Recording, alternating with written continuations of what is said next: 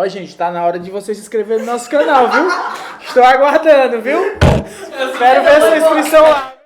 Você olha pra cá, olha pra gente, né? Pois é, e aí? Muito esses dias. Não, mas que tá agradável. Ele fica pra cá. E aí, pessoal, tudo bem? Estamos começando aqui mais um Vadecast, o seu podcast jurídico. Eu sou o Ricardo. Eu sou o Davi. E estamos aqui hoje com o Robson Aragão. Quer se apresentar ao pessoal que está assistindo? Obrigado pelo convite, né? Eu Inicialmente. agradeço. Satisfação aqui estar com vocês. O podcast aqui dos meninos aqui de direito, da IESVAP, do pessoal, né? Uhum. Tem um grupo maior ainda. Então, estou aqui, espero contribuir de alguma forma com algum conhecimento que a gente tem. E espero que seja um bate-papo aqui, uma conversa interessante e agregadora para quem nos prestigia. Bem, eu acho que é importante você falar um pouco sobre a sua qualificação, o pessoal que está assistindo. Saber mais seu currículo e tudo. Bom, eu me formei aqui em Parnaíba, né? Uhum. Sou aluno vindo da antiga FAP, que depois, atualmente tem o nome de Nassau. Maurício de Nassau agora, Nassau, né? E sou egresso de 2008, mas eu entrei nos quadros da OAB em 2012. Então nós temos aí 10 anos aí de advocacia militante. Tempinho já. O tempinho aí dá pra gente contar umas coisinhas aí que a gente já passou. Enfim. Certo, entendi. E nessa caminhada, né, eu peguei ainda um processo físico, né? Eu peguei o processo que o pessoal, os advogados, né, vamos dizer, os mais antigos, né? Dinossauro aqui, com todo respeito, a gente gostava de folhear, de tatear processo, e a gente descobria muita coisa errada folheando processo. Imagino. Né? E aí eu peguei a transição, vai virtualizar. Eu lembro que em 2012 mesmo, no finalzinho desse ano de 2012, a Justiça do Trabalho do Piauí foi a primeira a virtualizar seus autos. Caramba. Né? Já faz tempo. No Brasil todo? Não, estou falando do nível Piauí. No Brasil já existia alguma outra justiça que já tinha iniciado. Vou até te falar o ano da lei que instituiu o processo eletrônico, você vai ficar abismado. 2006. 2006 o CPC Faz tanto já tinha dispositivo,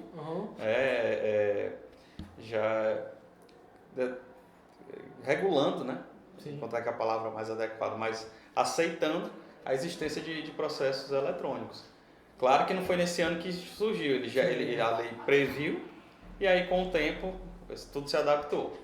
Mas a gente trazendo para o nível Piauí, o TRT 22, que é o nosso Tribunal de Justiça Tribunal Regional do Trabalho, 22ª Região, instituiu o processo eletrônico. E foi daí que eu me vi obrigado, estava entrando no mercado, e eu vi muito advogado que estava rejeitando aquilo.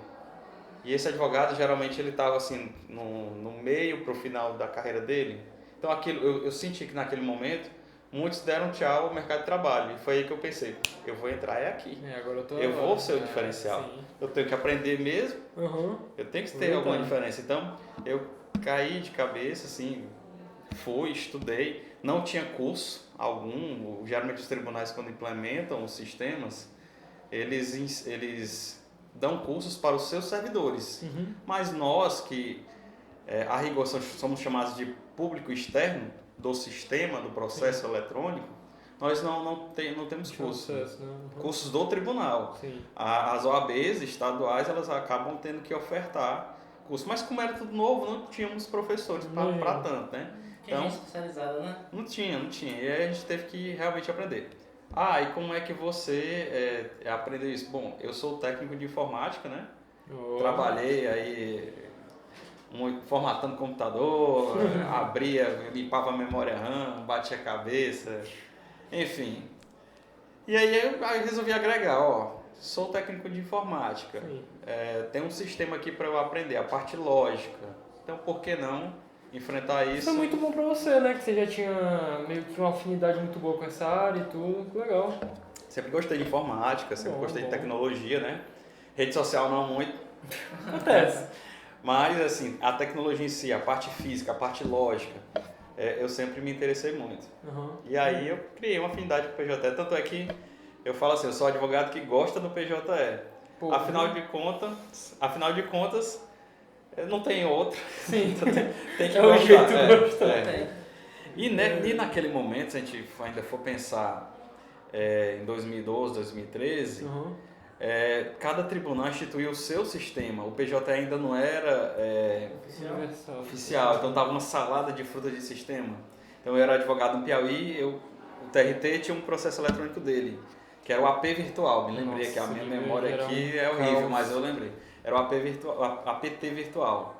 A gente mandava as petições em PDF e um servidor recebia, fazia uma triagem, manipulava e depois virava o processo.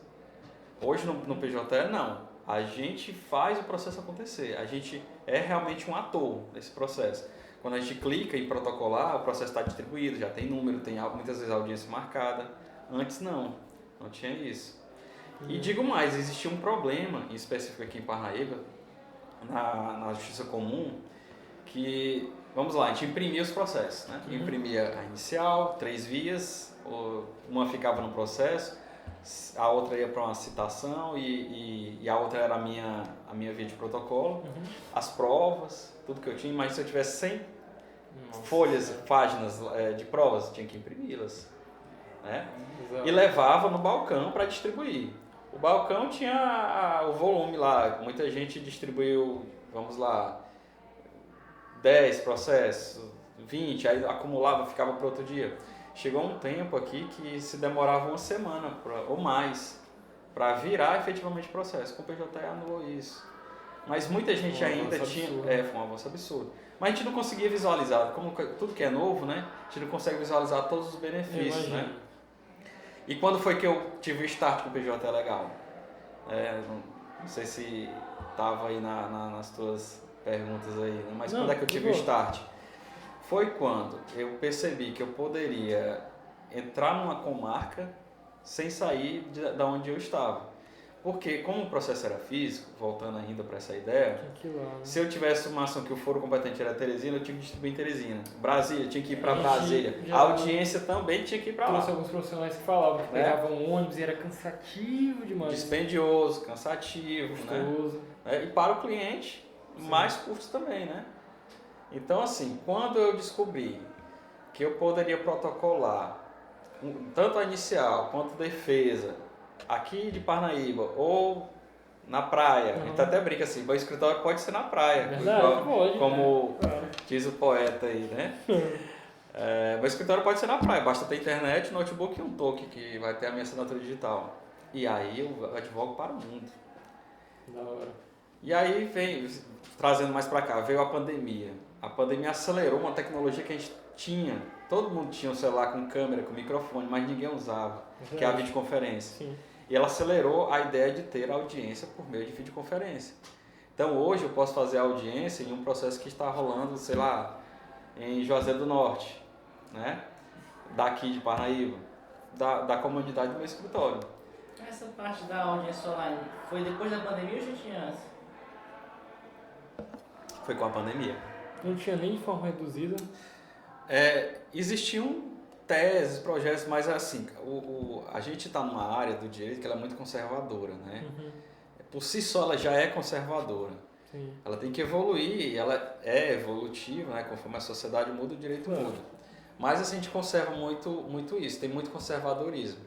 Então assim, o apego por uma audiência presencial era muito grande. Né? E acredito que até em 2 ou 3 casos ainda é necessário. Por exemplo, o júri. Sim, o júri eu acredito que ele tem que ser presencial mesmo, né? Concordo. Porque o júri você precisa ter, né, aquele olho no olho, afinal de contas quem decide não é o juiz, é o povo, né? E é o povo que eu vou ter que deixá-los emotivos. O Mourão tava aqui, ele falou, o Né? calor do momento. Calor do momento, assim. Então, qual é a ideia do júri? Eu tiro do juiz o peso de decidir sobre um crime contra a vida e coloco para a plateia. É uma plateia influenciável. E entra o advogado. Entra o promotor, né? Com aquela... É o acusador, né? Ele que é o autor da ação penal. E entra o advogado de defesa para fazer valer o direito daquele que está sendo acusado. Ou se justamente ou injustamente, né? é ali que vai acontecer a magia do processo. Sim. Né? É ali que muitas vezes a gente consegue fazer aparecer a inocência que nunca tinha aparecido até então de quem estava sendo acusado, que tem mesmo, é de fato. Não é raro, muitas vezes a pessoa ser presa, não estou dizendo caso do júri, sim, mas porque no retrato falado, uma pessoa nervosa achou que era aquele, e a pessoa acabou sendo presa, e depois conseguiu provar que não era ele, que ele, naquele dia do roubo, do crime, ele nem estava na cidade, e ele era inocente. E é onde o advogado entra, onde se faz valer a justiça, né? É o papel do advogado. A gente estava conversando aqui antes, você disse que já entrou um pouco nessa parte do direito penal, né? Eu comecei, em 2012, aí tirei minha carteira, mais 2 sócios, né? E aí tem que montar escritório. Parte legal. Tem que mobiliar, tem que ter ar-condicionado, tem que ter um local, pagar um aluguel, tem que ser de preferência no centro para ter fluxo de pessoas, Sim, né? perto, A depender das pessoas que a gente quer como clientes, perto de paradas de ônibus ou com estacionamento fácil. Tem tudo que é uma coisa que a gente tem que ver e pensar, né? A quem eu quero direcionar. a quem eu quero direcionar, né? O meu serviço. Então, se eu trabalho com empresarial, talvez num prédio com estacionamento privativo, né, que eu ofereço para o meu cliente gratuito. Então, se o meu cliente é de baixa renda, perto de paradas de ônibus, onde ele pode descer na parada e ir caminhando para o meu escritório, tem tudo isso que a gente pensou, né? E vamos ter...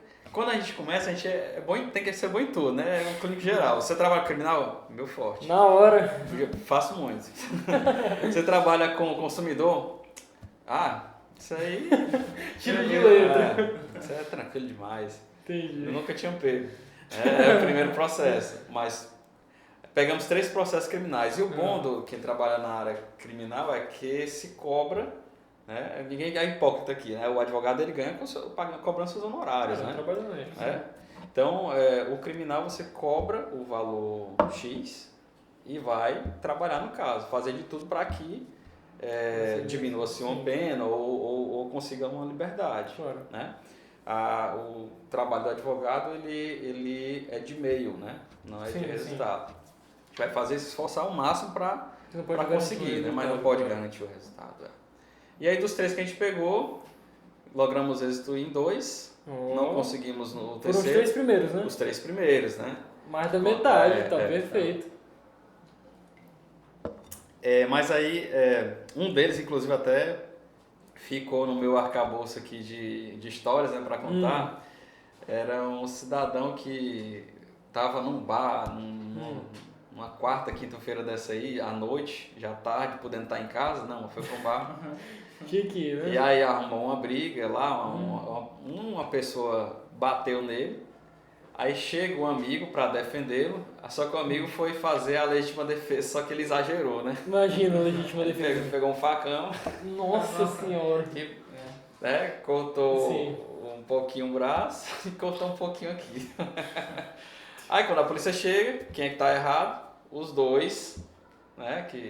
O amigo dele que ia ajudar e ele mesmo, né? Que o outro já estava caído no chão. O primeiro agressor estava caído no chão, então quem é errado acabou sendo os 2 aqui. E lá vai a gente explicar, né? Foram presos, depois foi preso em flagrante, depois transformaram em preventiva.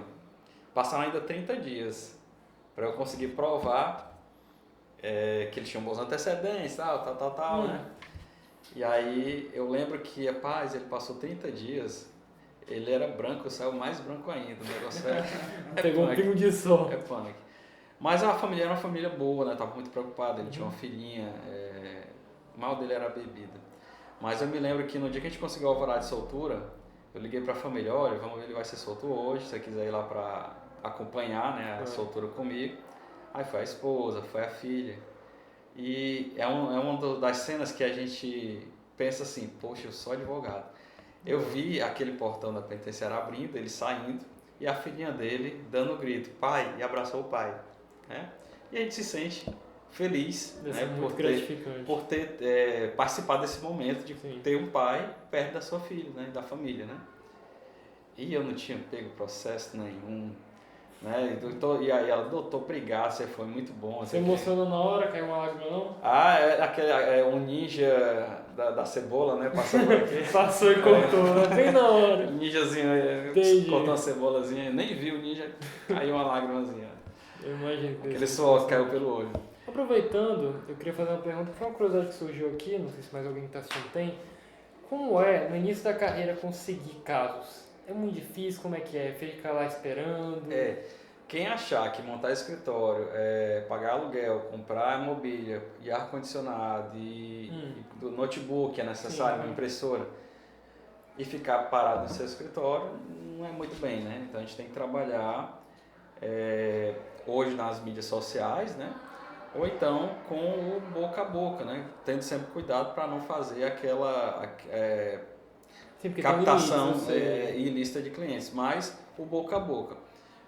Quando é que eu soube que eu estava mais ou menos no rumo?